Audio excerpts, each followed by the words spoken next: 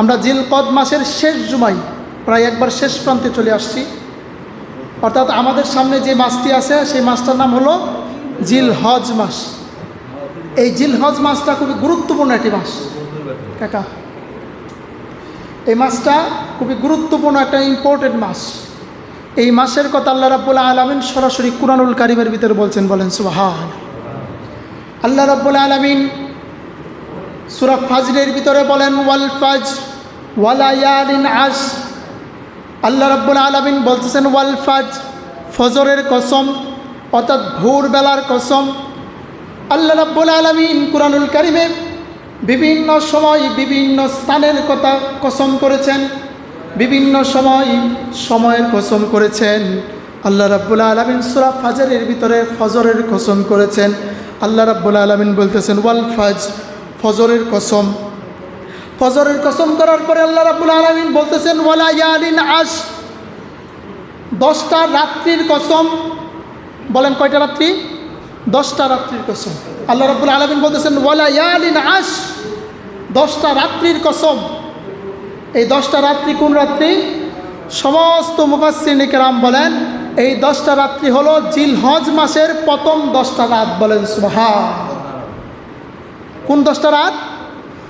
জিলহজ মাসের প্রথম 10টা রাত। মুফাসসিরিনে কেরাম এই ওয়া লায়ালিন আশরের তাফসীর করতে যায় বলেন এই যে আল্লাহ রাব্বুল আলামিন সূরা ফাজরের ভিতরে 10টা রাত্রির কসম করেছেন, খেয়াল করে দেখেন আল্লাহ রাব্বুল আলামিন যে মানব জাতিকে 10টা রাত্র দিয়েছেন, এত গুরুত্বপূর্ণ এই 10টা রাত্র। মুফাসসিরিনে কেরাম বলেন এই রাতের প্রত্যেকটা রাতকে আল্লাহ রাব্বুল আলামিন লাইলাতুল কদরের সমতুল্য মূল্য করে দিবে। বলেন সুবহানাল্লাহ। একটু মনোযোগ দিয়ে শুনতে হবে, কথাগুলি কোনো গুরুত্বপূর্ণ কথা। আল্লাহ রাব্বুল আলামিন বলতেছেন ওয়া লায়ালিন আশর, 10টা রাত্রির কসম। কোন 10টা রাত? জিলহজ মাসের প্রথম 10টা রাত।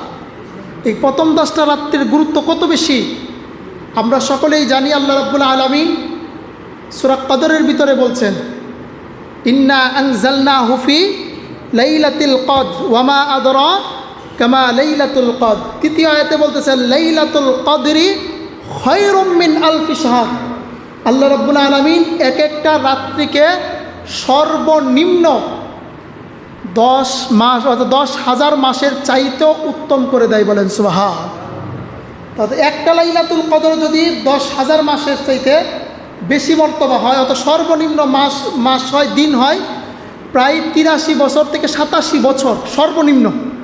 তো একটা লাইলাতুল কদর যদি সর্বনিম্ন 87 বছর হয়ে যায়, আল্লাহ রাব্বুল আলামিন বলতেছেন ওয়া লায়ালিন আশর, আমি তোমাদেরকে 10টা রাত্র দিয়েছি। বলেন কয়টা রাত্রি?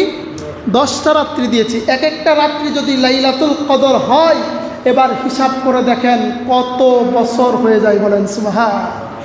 প্রায় কমপক্ষে 5 থেকে 700 বছর, 5 থেকে 700 বছর টানা রাত্রিবেলা সারা রাত দাঁড়িয়ে নামাজ পড়লে, জিকির আজকার করলে যেই পরিমাণ সওয়াব হবে, শুধু এই 10টা রাত্রি জিলহজ মাসের প্রথম 10টা রাত্রি ইবাদত করলে সে থেকে বেশি ইবাদত বন্দিগির সব তার আমলনামায় দান করবে। বলেন সুবহান।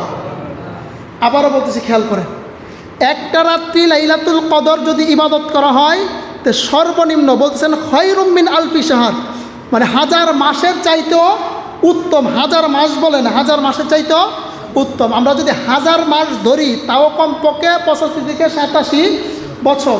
87 বছর যদি আপনার এক রাত্রিতে হয়, আল্লাহ রাব্বুল আলামিন এই জিলহজ মাসের ভিতরে 10টা রাত্রি দান করেছেন। 87 দিয়ে আপনি যদি 10 দিয়ে যোগ করেন প্রায় 500 বছরের কাছাকাছি হয়ে যায়।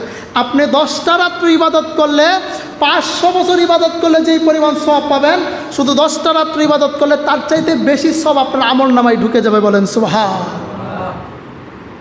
এই যে বলা হয় উম্মতে মুহাম্মাদি, অন্যান্য নবীর উম্মতেরা হায়াত পেয়েছে 500 বছর, 700 বছর, 1000 বছর, 2000 বছর। এই যে এত সময় তারা হায়াত পেয়েছে, ইবাদত বন্দিগি বেশি বেশি করেছে। আমরা হায়াত পাই 70 বছর, 10 বছর চলে যায় শিশু অবস্থায়, 15 বছর চলে যায় ঘুমের ভিতরে, তো আরও 10 বছর চলে যায় দুষ্টামি করতে করতেই। কথা ঠিক না? আমাদের সময় থাকে না। কিন্তু তারপরে বলতেছে উম্মতে মুহাম্মাদির মর্যাদা সবচেয়ে বেশি হবে, তাদের আমলের মর্তবা সবচেয়ে বেশি হবে। তারা ইবাদত করছেন 1000 বছর, আর আমরা ইবাদত করার সময় পাইতেছি 50 বছর। তাহলে অনেক ডিফারেন্স হয়ে যায় না? তাহলে আমাদের মর্তবা তো কম হওয়ার কথা। এই যে আল্লাহ রাব্বুল আলামিন এক একটা রাত্রিকে 87 বছর দিয়ে আল্লাহ রাব্বুল আলামিন দিয়ে দিয়েছেন। ওই যে এক একটা রাত্রির মর্তবা এত বেশি হবে, তারা 300 বছর 500 বছর ইবাদত করে যে পরিমাণ সওয়াব পাবে, আমরা উম্মতে মুহাম্মাদি এক রাত্রি ইবাদত করবে, এই জিলহজ মাসে 10টা রাত্রি ইবাদত করবে, তারা সারা বছরের চাইতে যেই ইবাদত করছে তার চাইতে বেশি মর্তবা হয়ে যাবে। বলেন সুবহান।